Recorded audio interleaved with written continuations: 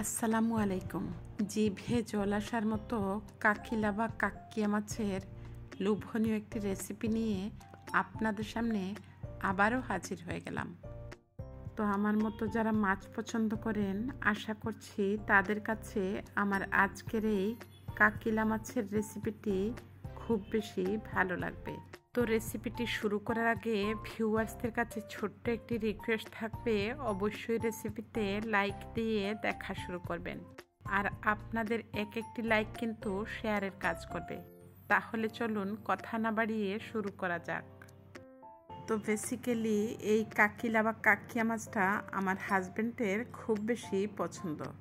তো সে কারণেই 1 কেজি কাকিলা মাছ কিনে এনেছে, যেটা কিনা অলমোস্ট বানানো ছিল। তো আমি হালকা একটু পরিষ্কার করে 2 টুকরো করে নিব। তারপর আমি কি দিয়ে রান্না করব সেটিও শেয়ার করছি। তো অফ স্ক্রিনে আমি মাছগুলো কেটে বেছে ধুয়ে পরিষ্কার করে নিয়েছি। আর দেখুন, প্রত্যেকটা মাছকে আমি 2 টুকরো করে নিয়েছি। এবারে আমি যা দিয়ে রান্না করব সেটি শেয়ার করছি। তো বেসিক্যালি আমাদের সিলেটের ঐতিহ্যের একটি অংশ হচ্ছে সাতকরা। আর এই সাতকরার স্বাদ যারা নিয়েছেন তারা নিশ্চয়ই জানেন এটা কতটা টেস্টি হয়। তো অলরেডি আমার চ্যানেলে সাতকরা দিয়ে গরুর মাংসের রেসিপি আছে, আপনারা চাইলে ভিজিট করতে পারেন। তো অলমোস্ট আমি কথা বলতে বলতে একটি প্যানের মধ্যে অ্যাড করে দিলাম 1/3 কাপ তেল। দিয়ে দিচ্ছি 1 চা চামচ করে আদা পেস্ট এবং রসুন পেস্ট, 1/2 কাপ পেঁয়াজ পেস্ট অ্যাড করে দিলাম। তারপর আমি স্বাদ মতো লবণটা অ্যাড করে দিয়েছি। তো আমি স্প্যাচুলা দিয়ে নেড়েচেড়ে মশলাটাকে কষিয়ে নিচ্ছি, যাতে পেঁয়াজ রসুন এবং আদার র ফ্লেভারটা চলে যায়। তো মিডিয়াম টু লো হিটে আমি 5 মিনিটের মতো মশলাটাকে কষিয়ে নিয়েছি। এই পর্যায়ে মরিচের গুঁড়া 1 চা চামচ, ধনিয়া গুঁড়া 1 চা চামচ এবং হলুদের গুঁড়া অ্যাড করে দিলাম 1/2 চা চামচ। তো স্প্যাচুলা দিয়ে নেড়েচেড়ে মশলাটাকে কষিয়ে নিচ্ছি 3 থেকে 4 মিনিটের মতো, একদম লো আছে। এই পর্যায়ে আমি 1/2 কাপের মতো পানি অ্যাড করে দিলাম। তারপর আমি এতে অ্যাড করে দিচ্ছি কেটে রাখা সাতকরার পিসগুলো।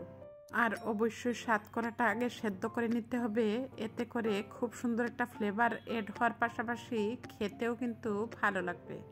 সাতকরাটা দিয়ে আমি মিডিয়াম টু লো হিটে 5 মিনিটের মতো জাল করে নিয়েছি। তো ঠিক 5 মিনিট পর ফিরে আসলাম। দেখুন, তেলটা কিন্তু সেপারেট হয়ে গেছে এবং সাতকরাটাও সেদ্ধ হয়ে গেছে। এবারে আমি আগে থেকে ধুয়ে রাখা কাকিলা মাছটা অ্যাড করে দিচ্ছি। তারপর আমি স্প্যাচুলা দিয়ে সাতকরা এবং মশলার সাথে মাছগুলোকে মিশিয়ে নিচ্ছি। তারপর আমি খুব ভালোভাবে নেড়েচেড়ে মিশিয়ে নিয়ে মিডিয়াম টু লো হিটে আবারও 5 মিনিটের মতো রান্না করে নিব, যাতে মাছের ভেতর পর্যন্ত মশলাটা খুব ভালোভাবে ঢুকে যায়। তো আমি 5 মিনিট পর ফিরে আসলাম। এই পর্যায়ে আমি ঝোলের জন্য অ্যাড করে দিচ্ছি মেজারমেন্ট কাপের 2 কাপ পানি। তো তার থেকে আমি 1 কাপের মতো পানিটাকে শুকিয়ে নিব, এতে করে সাতকরা এবং মাছটাও কিন্তু পুরোপুরি সেদ্ধ হয়ে যাবে। তো আমি চুলার আঁচটা মিডিয়ামে করে ঢাকনা দিয়ে ঢেকে 5 মিনিটের মতো রান্না করে নিয়েছি। খুব সুন্দর একটা সাতকরার ফ্লেভার চলে এসেছে। এবারে আমি ফাইনাল টাচ হিসাবে বেশ কিছু ধনেপাতা কুচি অ্যাড করে দিলাম। তারপর আমি আলতো হাতে নেড়েচেড়ে মিশিয়ে নিচ্ছি। আর দেখুন আমার কারির লুকসটা কতটা লোভনীয় দেখাচ্ছে। তো যেহেতু ধনেপাতাটা দিয়েছি, সেই জন্য আমি 30 সেকেন্ডের মতো ঢাকনা দিয়ে একদম লো আঁচে রান্না করে নিয়েছি। তো আমি চুলাটা বন্ধ করে দিয়েছি। এবারে আমি নামিয়ে একটি সার্ভিং বলে সার্ভ করে নিচ্ছি।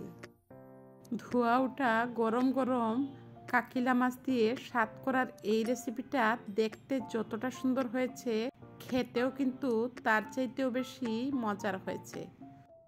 তো আমাদের সিলেট অঞ্চলে কিন্তু কাকিলা মাছটা এইভাবে সাতকরা দিয়েই রান্না করা হয়। তো আপনাদের অঞ্চলে কাকিলা মাছটা কিভাবে রান্না করা হয় অবশ্যই কিন্তু কমেন্ট সেকশনে আমাকে কমেন্ট করে জানাতে পারেন।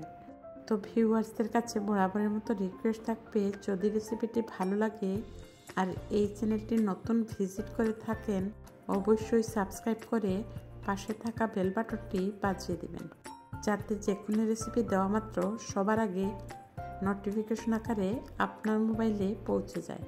আর যদি এই রেসিপিটি আপনাদের খুব বেশি ভালো লাগে, ইচ্ছে হলে ফ্রেন্ডস এবং ফ্যামিলির সাথে শেয়ার করে অন্যদেরকে দেখার সুযোগ করে দিতে পারেন। তো দেখা হচ্ছে নেক্সট এপিসোডে। ততক্ষণ পর্যন্ত আপনাদের সবার কাছ থেকে আজকের মতো বিদায় নিচ্ছি। সবাই ভালো থাকবেন, সুস্থ থাকবেন। আল্লাহ হাফেজ। আসসালামু আলাইকুম।